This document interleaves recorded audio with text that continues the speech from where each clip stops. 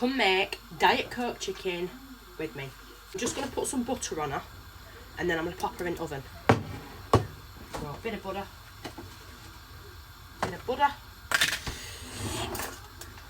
Get a spoon, get your butter like that, and just layer it on, you know, spread it on there evenly out. So this is for my Diet Coke chicken.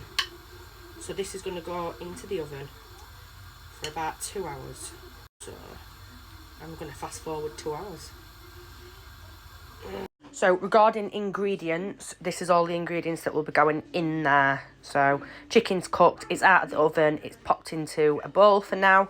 I've got the peppers, I've got onions, tomato puree, chicken stock, Chinese spice, 2 lots of corns, onions obviously, relish just a little bit, soy sauce, salt, Diet Coke, pepper, garlic and vinegar. Let's put it all together. So first off I'm going to chop the vegetables.